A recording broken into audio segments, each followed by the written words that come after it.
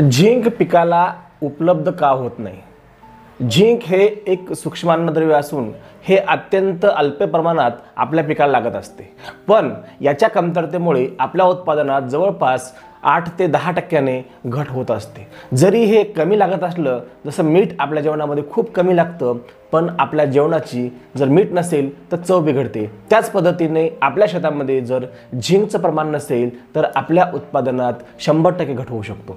त्यामुळे आजचा व्हिडिओ हा आपल्या जमिनीमध्ये झिंक उपलब्ध असून सुद्धा आपल्याला लागू का होत नाही किंवा ते पिकाला उपलब्ध का होत नाही यावर आहे।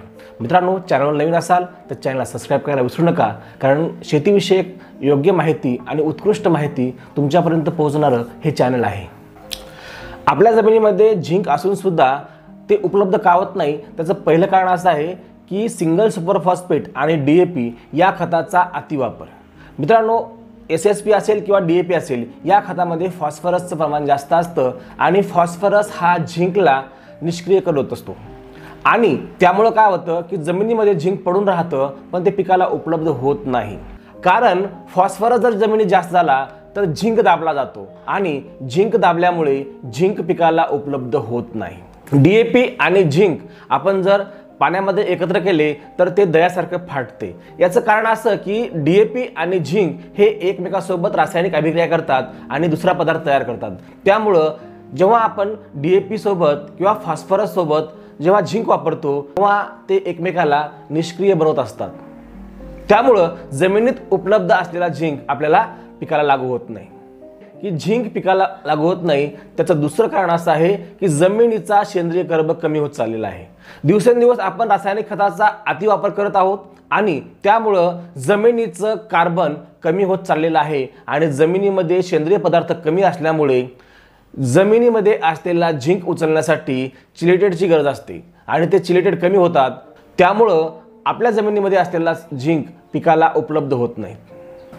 जमिनीमध्ये सेंद्रिय कार्बन कमी असेल तर चिलेशन प्रॉपर्टी कमी होते आणि चिलेशन प्रॉपर्टी कमी असेल तर आपण टाकलेला झिंक हे चिलेटेड त्याला पकडून ठेवत नाहीत आणि ते पिकाला उपलब्ध होत नाही। म्हणून सुद्धा झिंकची कमतरता आपल्या पिकामध्ये जाणून येते। त्यामुळे आपल्याला वरून झिंकचा स्प्रे करावा लागतो। जमिनीतला झिंक आपल्याला उपलब्ध व्हावा यासाठी काही उपाय आहेत।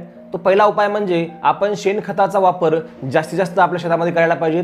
सेंद्रिय कर्ब निर्माण करणारे पालापाचोळा, काडी कचरा हा शेतामध्येच गाडून त्यापासून खत निर्मिती करणं गरजेचं आहे। त्याचबरोबर पोल्ट्री खत सुद्धा आपण आपल्या शेतामध्ये वापरणं गरजेचं आहे।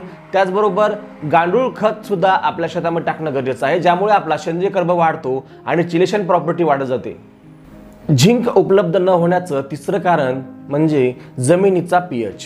दिवसेंदिवस आपला pH वाढत चाललेला आहे आणि जमीन बंजर होत चाललेली आहे। बघा, जर 7 पेक्षा जर जास्त pH असेल तर जमिनीमध्ये असलेला झिंक हा पिकाला उपलब्ध होत नाही, जमिनीमधला झिंक उचलला जात नाही। जर 7 पेक्षा जर 8 म्हणजे 1% जर pH वाढला तर 30% झिंक कमी उपलब्ध होतो। जर 8च्या ऐवजी 9 झाला तर पुन्हा 30% झिंक उचलत नाही। म्हणजे जर 3% जर वाढला तर 90 ते 100% पर्यंत झिंक उचलला जात नाही। म्हणून जमिनीमध्ये असलेला झिंक सुद्धा आपल्या पिकाला लागू होत नाही। यावर उपाय म्हणजे जमिनीचा pH मेंटेन ठेवणे आणि त्यासाठी आपल्याला रासायनिक खताचा, रासायनिक विष्ठेचा वापर आपल्याला कमी करावा लागेल। उपलब्ध झिंक आपल्या पिकाला लागू होण्यासाठी आपल्याला जमिनीचा pH हा मेंटेन करावा लागेल।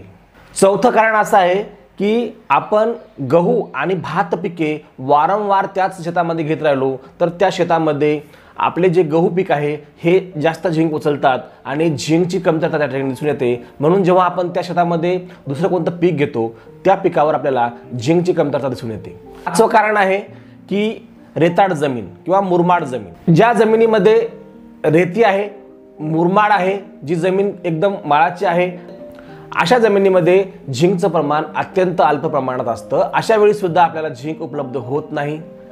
वरील काही कारणामुळे आपल्या पिकाला जर झिंक उपलब्ध होत नसेल तर मार्केटमध्ये चिलेटेड फॉर्ममध्ये 12% वालं झिंक येतं। हे आपण स्प्रेच्या माध्यमातून देऊ शकतो किंवा ड्रिपच्या माध्यमातून देऊ शकतो। 1 ग्राम प्रति 1 लिटर पाण्यासाठी याचं प्रमाण आहे.